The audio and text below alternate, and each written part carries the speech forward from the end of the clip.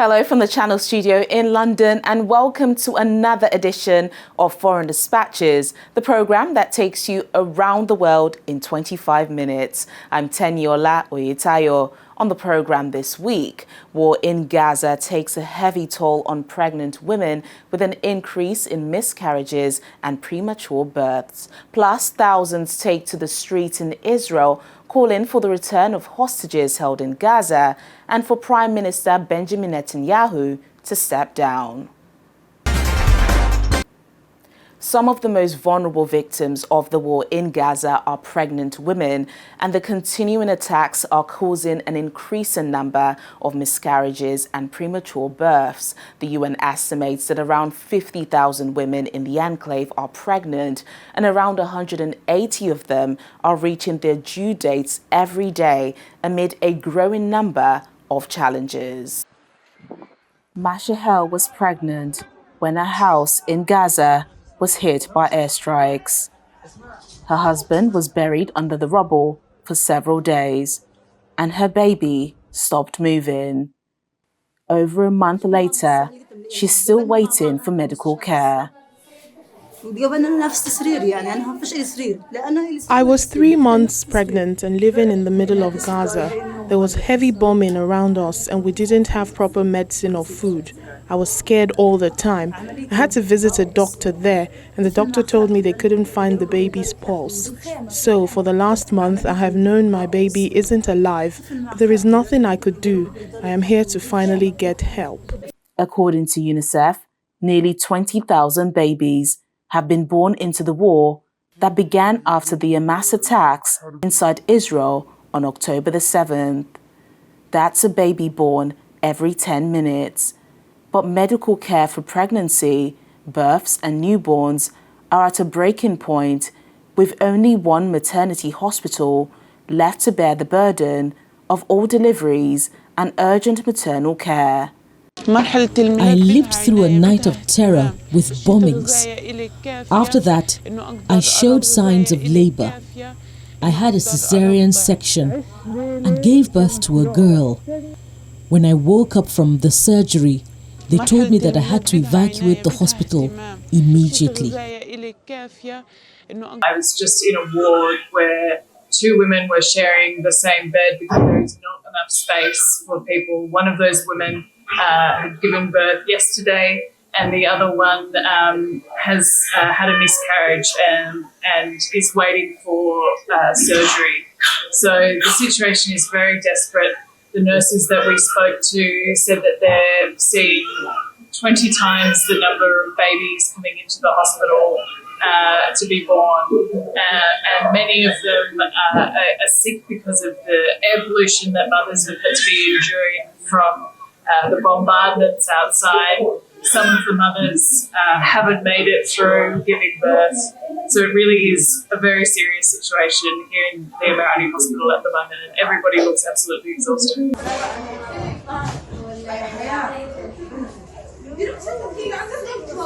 Many pregnant and breastfeeding women and infants are living in inhumane conditions, including makeshift shelters with poor nutrition and unsafe water. Approximately 135,000 children under 2 are at risk of severe malnutrition. It is the largest concentration of people in what looks like famine-like conditions anywhere in the world. And also how fast we got to this point is extremely concerning. We have more than 500,000 people in Gaza are facing catastrophic food insecurity levels, and the risk of famine increases each day as the conflict is limiting the delivery of life-saving food assistance to people in need. Children that are being evacuated to get treatment on the Egyptian side of the border, reports of malnutrition and children who've lost a lot of weight, extremely thin. If we don't have more humanitarian pauses, ceasefire, more access to people, we're going to see these people are starving already and they will be in a very difficult situation.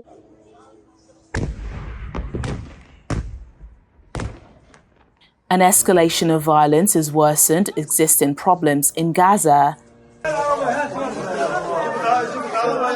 basic supplies like medicine and healthcare are almost impossible to come by.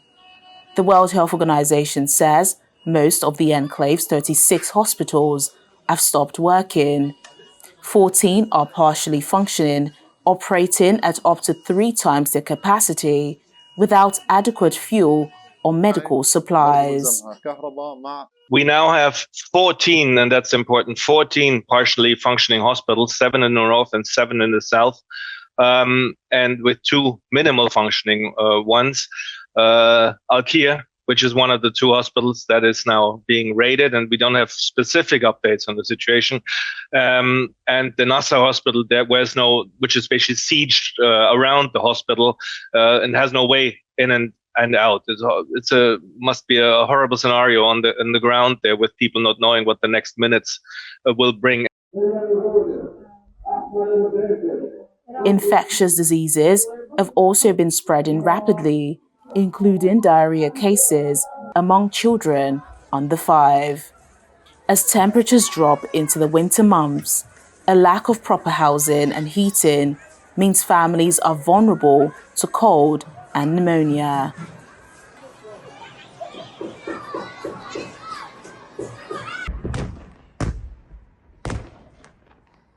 Israel launched its offensive in Gaza after the Islamist militant group Hamas's October 7th attack, in which Israeli officials say more than 1,200 Israelis and foreigners were killed, with over 200 also taken hostage. The Israeli military campaign has killed more than 25,000 Palestinians, according to Gaza health authorities. 90% of Gaza's 2.3 million population have also been displaced.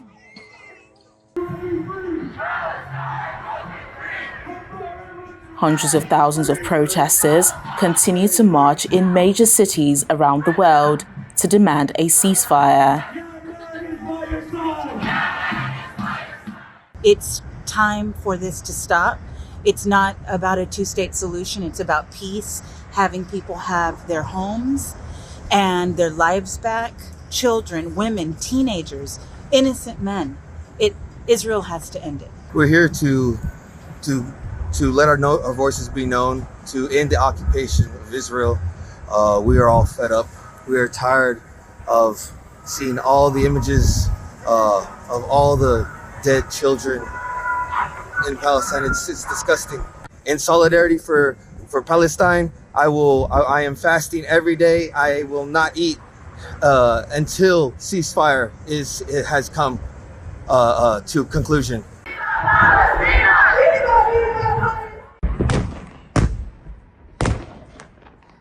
Israel has reportedly offered a 2-month ceasefire to Hamas as part of a prospective hostage deal.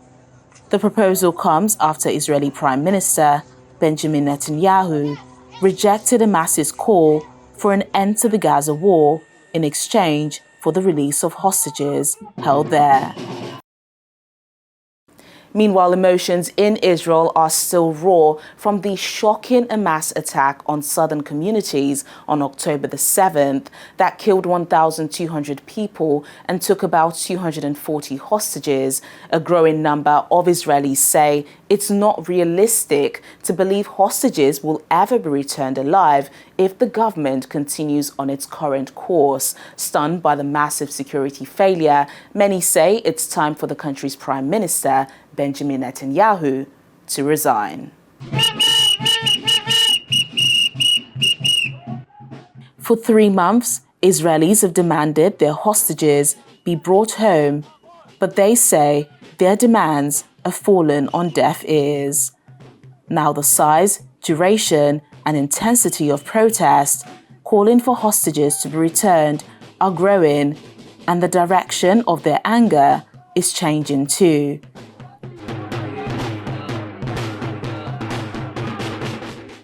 Please separate the two things between the war and our ministers saying and stuff like that. Also, I think the thing that will change in Israel and the thing that we need now is for Netanyahu and all the government to step down. This is the only choice to get to an agreement, to get to peace. This is the only choice because Netanyahu does not want peace. All of us as citizens have a contract with the country. We serve the country, we pay our taxes, we send our children to serve the country. In exchange for that service and those taxes, we expect the government to keep us safe. On the morning of October 7th, this government and this Prime Minister totally failed us. After 107 days, we are demanding that they fix the failure from the 7th, and that can only start with returning all of the hostages alive. Bringing home 136 hostages in bags can never be considered any part of a victory. Since the beginning of the war, Israeli Prime Minister Benjamin Netanyahu has stressed that his administration would both bring back hostages and destroy Hamas via its war on Gaza.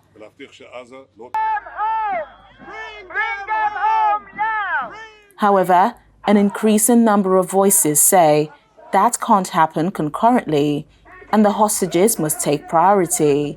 We want to reverse it, we want to change the way we thought so far, and we want to say that first, bring the hostages out, and then we can find out the way to terminate Hamas, to do whatever you need to do. Everything is possible, but first we need them back home. First of all, we need a deal. We had enough.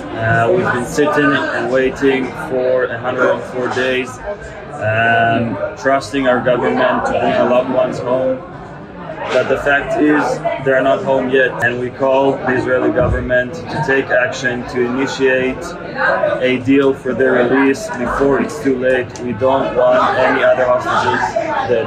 The Russian roulette of waking up every morning to a new threat, of waking up every morning to a new face of a corpse that is in Gaza now.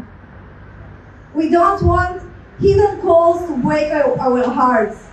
We don't want to afraid from a knocking in a door. I'm here because I believe we have to start imagining peace.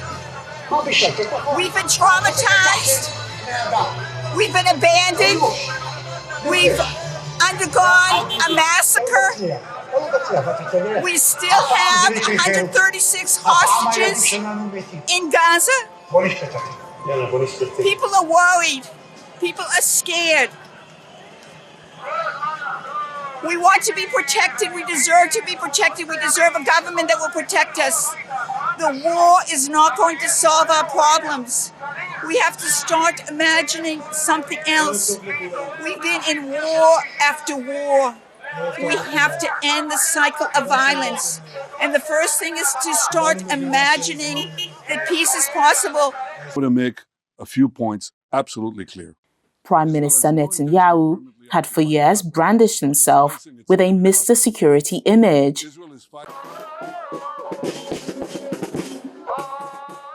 But only 15% of Israelis say they want him to remain in office after the war on Hamas ends. That's according to a poll published by the non-partisan Israel Democracy Institute. The embattled Prime Minister, who has vowed to pursue war until complete victory over Hamas, is showing no signs of wanting to leave.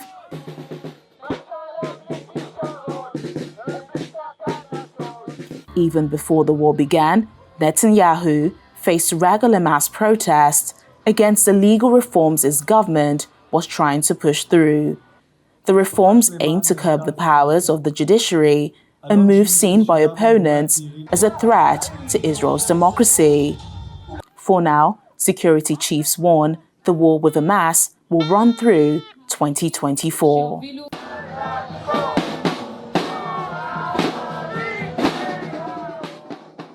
When Foreign Dispatches returns in just a moment, we meet Pelumi Nubi, who is on a solo travel adventure driving from London to Lagos. Please stay with us.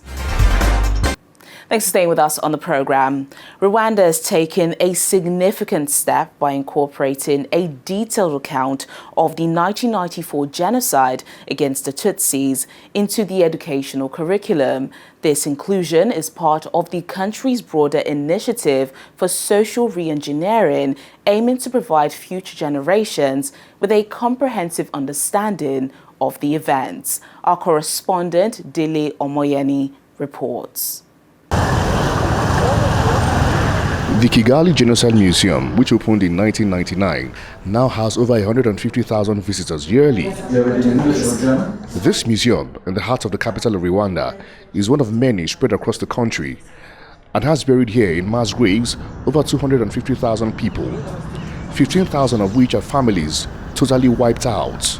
This memorial The custodian of the museum lists some other efforts by the government to forestall future occurrences as the country gets set to mark the 30th anniversary of the genocide. With this pain of history, losing lives of people, but also seeing that after that darkness, that tragedy, we're seeing the light of Rwanda that is becoming a good point for Rwandans, ourselves, but also seeing where we are. I may say that we sing songs of hope and forgiveness after these 30 years. Some visitors to the museum speak about their observations and some lessons to be learned. It's really a good experience to insert, to see, to have the experience of this situation in Rwanda of that time.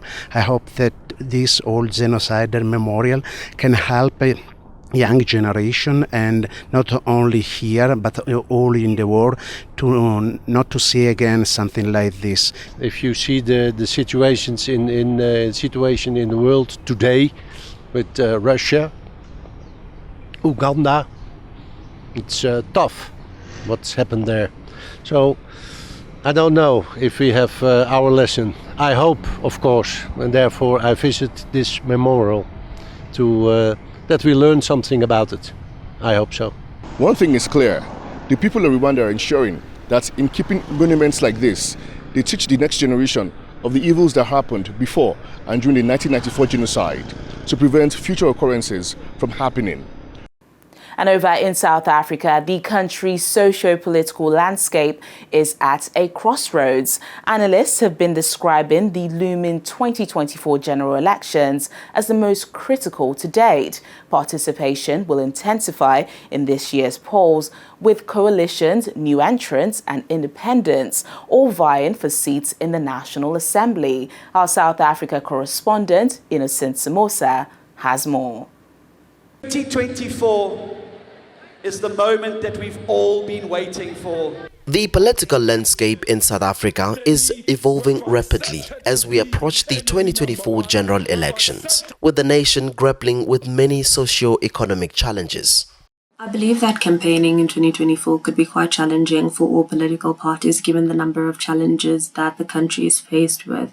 I believe that people are looking for pragmatic solutions to everyday challenges, and I think that political parties would obviously need to meet those challenges. I believe that campaigning for the African National Congress could be quite challenging in 2024 given that they have had 30 years to govern. I think this is more than sufficient time for people to reflect on the kind of leadership that they've seen, the ability to govern, the ability to provide service delivery, and so on. And I think that the political party obviously had a lot of potential when it initially came in, but over the years it has been overshadowed by cadre deployment. This has been overshadowed by lack of service delivery, poor governance, financial mismanagement in municipalities, amongst others. Former President Jacob Zuma abandons the ANC and pledges to vote for MK Party.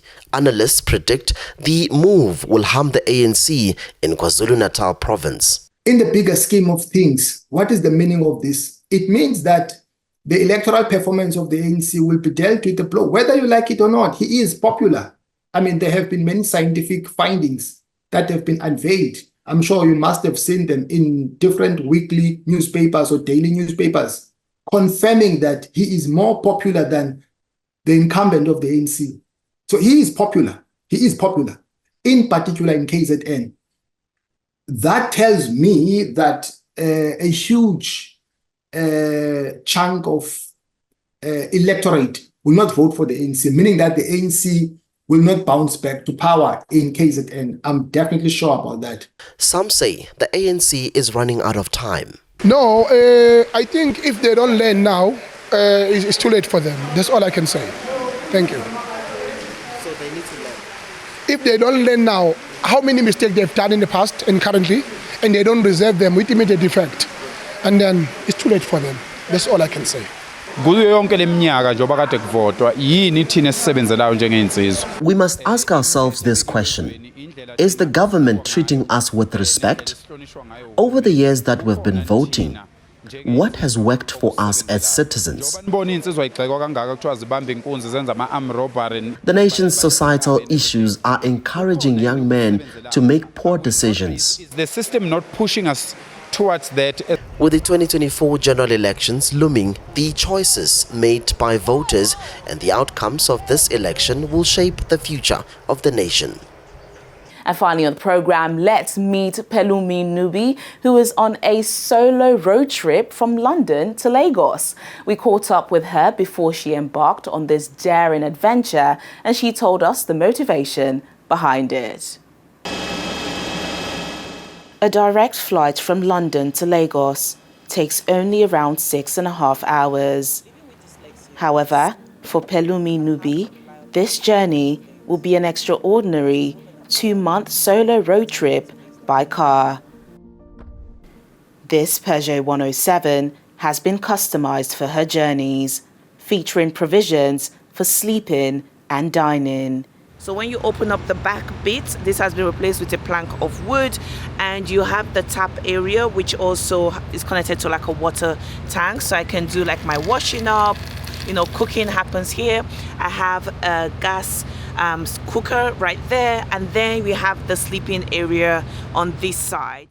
Preparations for the extensive expedition across Europe to West Africa have been meticulous, with safety being a top priority. So I have done about a year preparation for this trip, whereby I've been able to speak to other people that have done similar trips.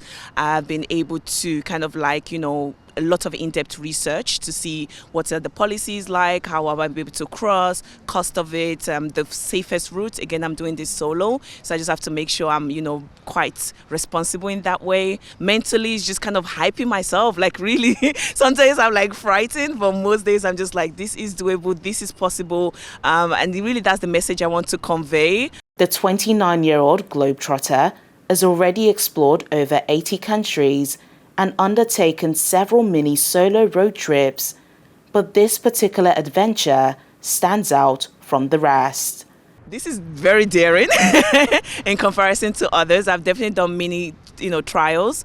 This is longer in duration, more expensive in terms of the cost of what it entails as a whole, and really just kind of really daring, stepping out of my comfort zone compared to the other ones I've done in the past. I am traveling through 2 different continents, so that's another difference in compared to the other travels I've done previously. It's not just a drive. I really did want to experience each and every destination that I stop in. The total is about 17 countries, whereby I'm able to explore the whole some of the European countries, then crossing to Morocco, and just keep making my way down west of Africa.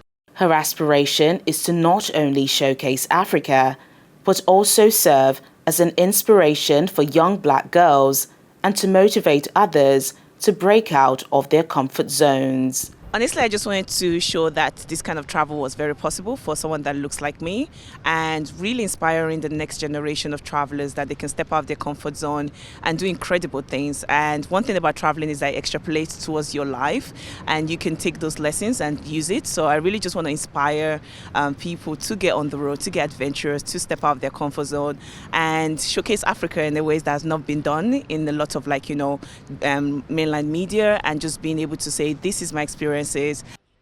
Living with dyslexia, she also aims to highlight the advantages of solo travel. Solo road trips from London to Lagos are not unheard of, but Pelumi is set to make history as the first Black female to undertake this remarkable trip. And that's the program today, but remember, our top stories are never far away. You can catch them on channelstv.com. Thank you for watching. I'm Teniola Oyetayo. Bye for now.